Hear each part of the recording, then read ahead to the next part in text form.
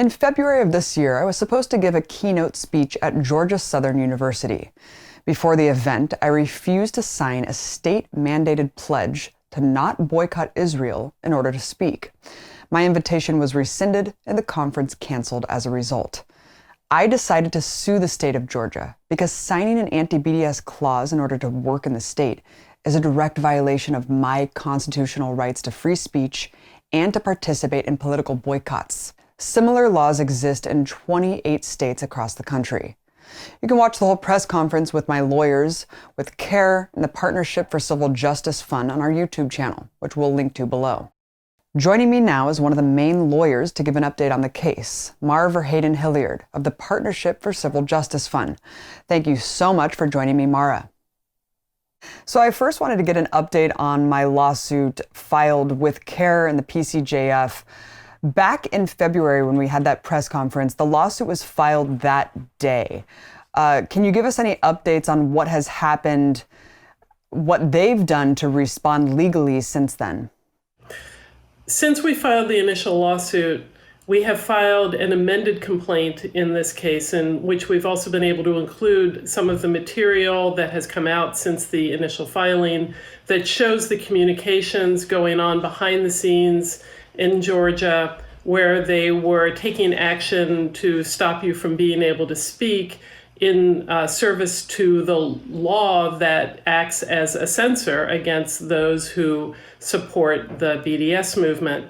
The defendants in this case have since moved to dismiss, which is what we expected. They've filed a motion to dismiss.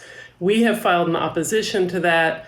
And there has now been an amicus brief that's been filed in support of your case by J Street and by a Jewish human rights organization of rabbis in the United States who feel very strongly that the First Amendment cannot tolerate this kind of censorship.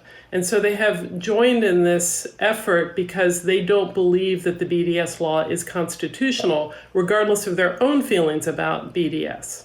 Just days after this lawsuit was filed and widely reported in the press, Netanyahu tweeted this. He said, "Whoever boycotts us will be boycotted. In recent years, we've promoted laws in most U.S. states which determine that strong action is to be taken against whoever tries to boycott Israel." So here you have a foreign country essentially threatening economic consequences to dictate the constitutional rights of Americans. Then you had Georgia state officials essentially citing Israel Netanyahu as part of their defense for these laws. I mean, this is a free speech case under the U.S. Constitution. So why is it that you have a foreign leader, making veiled threats for economic consequences, and then you have actual state officials in Georgia citing foreign officials as their reason to undermine the U.S. Constitution here? It's remarkable and fundamentally distressing that you have elected officials in the United States who actually are willing to sacrifice Americans' First Amendment rights, cherished First Amendment rights, at the request of a foreign country. And it's demanding basically that you and anyone else sign a loyalty oath to a foreign country in order to be able to contract with the state of Georgia. And the situation is so extreme that, in fact, one of the state legislatures, Deborah Silcox, when they were seeking to amend the law and raise that limit to $100,000 to try and moot your case, actually said in a committee meeting at the state legislature that she had been asked to take that step by the Israeli consulate, and apparently even brought a member of the Israeli consulate to speak in that meeting.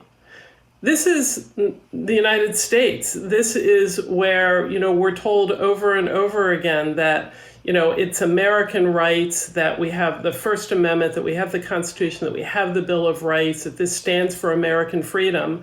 And then they can just quickly turn around and say, well, another country directed that we take these actions, and so we're going to do that. The fact that Netanyahu is responding to this litigation and to the challenges and the effort that's coming from this highest official in Israel to a movement in the United States and worldwide says something about the impact of that movement.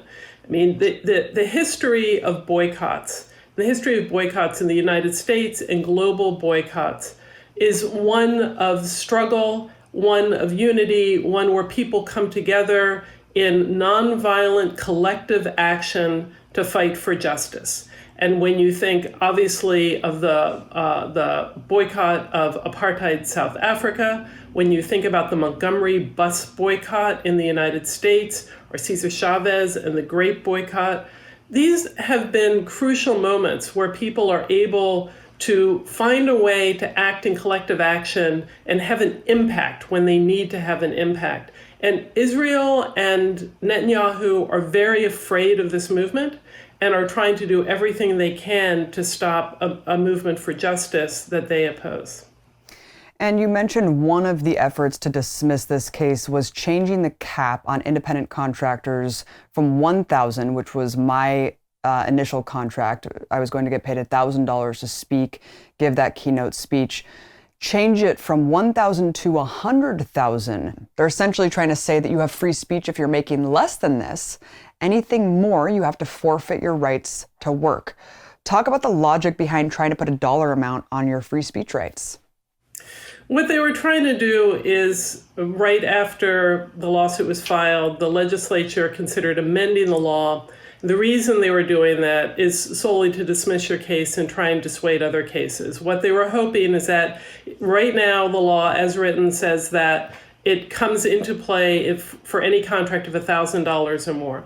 They wanted to up that amount to $100,000 because their hope is twofold. One, that there will be a fewer number of people who are caught in that net that will be less likely to challenge the constitutionality of the law, and also then that if $100,000 is on the line, a person is far less likely to challenge the constitutionality of the law. That's their hope. What they wanted to do specifically with that is really just to render your case moot. It was just an obvious attempt to render your case moot. This is something that happened in Texas, where CARE, who is also bringing this case, had successfully litigated a BDS case in Texas. Then the legislature changed the law to up the contractual amount to $100,000. The plaintiff in that case had a contract at issue that was under that, and they were using that to have that case dismissed.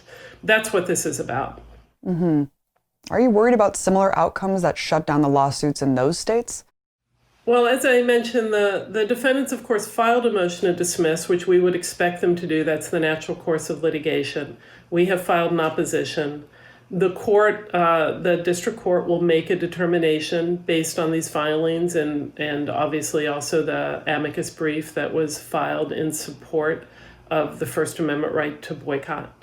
I believe that this case is a critical case in terms of free speech in the United States. And I believe certainly that it is patently obvious that no government under the First Amendment has the right to say you're receiving a contract or getting payment or ability to engage in an activity is going to be conditioned on a particular point of view, that we won't sign a contract with you unless you give up and disavow a particular point of view and a political activity, which is specifically here engaging in boycott in support of BDS. That is illegal, it is unconstitutional, it is completely unsound, and we certainly expect that this law will be struck as unconstitutional. You mentioned that two organizations recently filed an amicus brief to support this lawsuit, J Street and TRUA. What are these organizations and what does it mean that they filed an amicus brief to support the case? The organizations are very well-known, well-respected organizations in the United States that represent Jewish communities in the United States. And they both made the point of saying that they don't by their filing, they are not saying that they are endorsers or supporters of the BDS movement per se. But what they are saying is that they believe it is crucial that the BDS movement be able to express itself, that Americans be able to engage in First Amendment collective boycott activity, that they oppose censorship.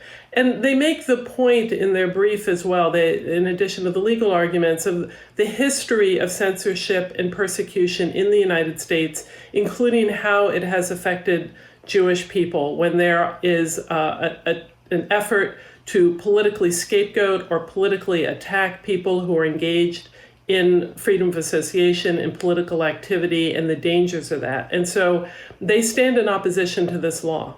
Because once you start being able to pick and choose what it is that people may be able to express, what they may join together in collective action to oppose or to fight for, when you allow the government, either on a state level or a federal level, to censor people and censor collective action or individual speech, it is a path that is ultimately going to be extraordinarily damaging to everyone in the United States. And they recognize that.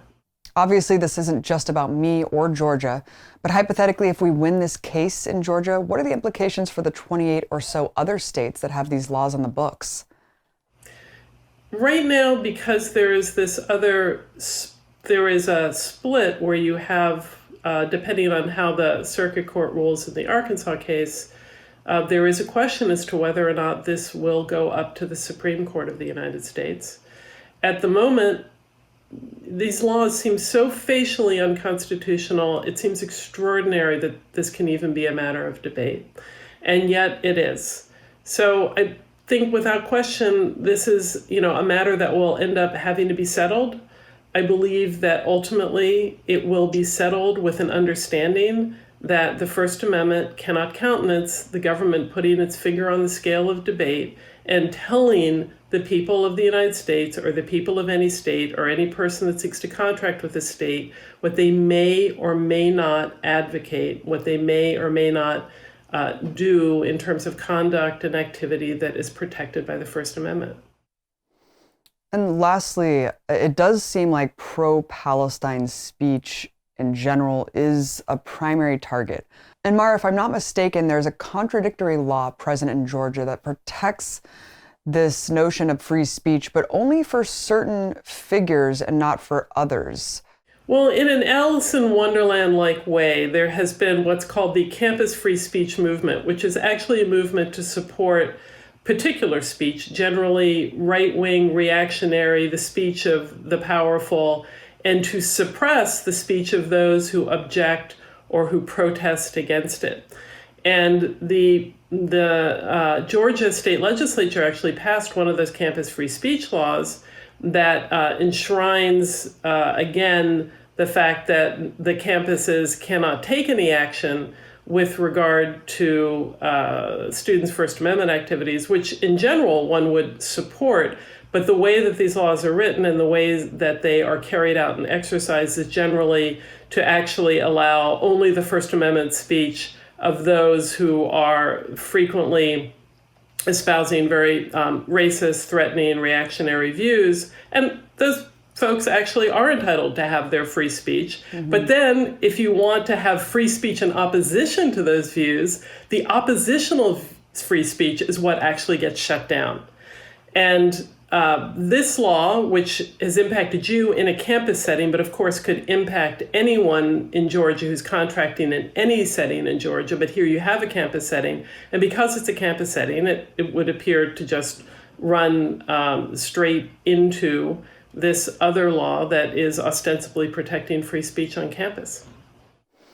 I do think that these anti-BDS laws are the most important issue of free speech today. Mara, I'm very thankful to have you representing me. Thank you so much for your time and to give us an update on the case. I'm very glad to.